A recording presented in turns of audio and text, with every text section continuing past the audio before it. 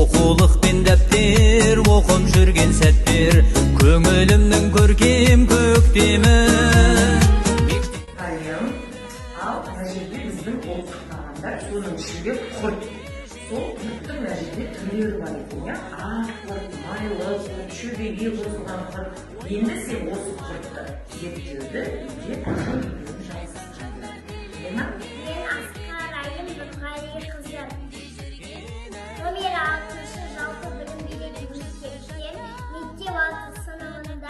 білім аламын мен.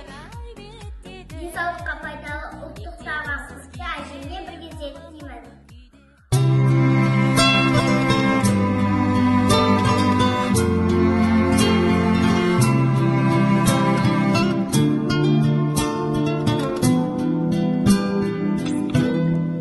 Асыл әжем, ғасыр әжем, аңсаған сағынышым сары ормандай самсаған,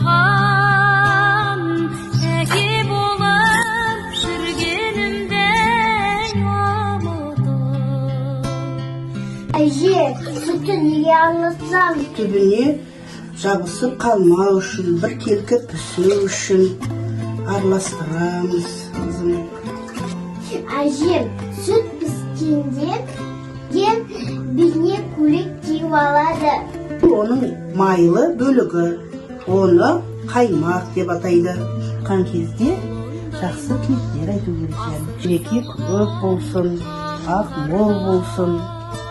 Ал енді қызым, өзің де ішінен жақсы тілектер тілеп қой. Өзің бардай қысылмаймын күлуге, жылауға да қысылмаймын сен бар. Құрт дегеніміз нағыз табиғи дәрумендердің жинағы. Бірінші құрт жаймастан бұрын бірінші тұз саламыз.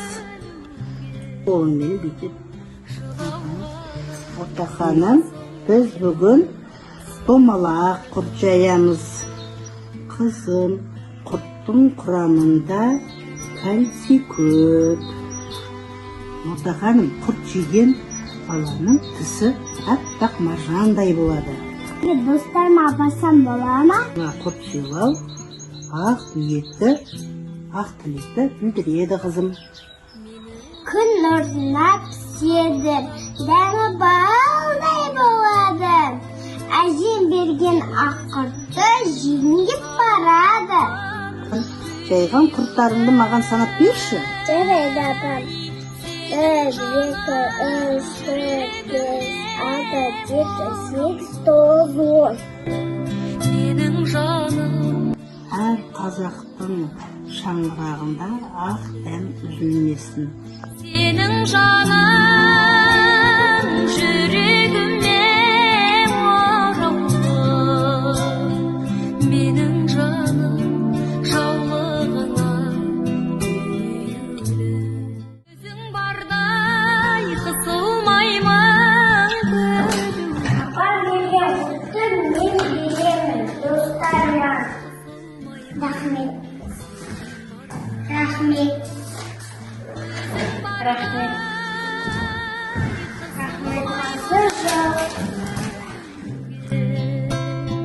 Жылауға да қысылмаймын сен барда.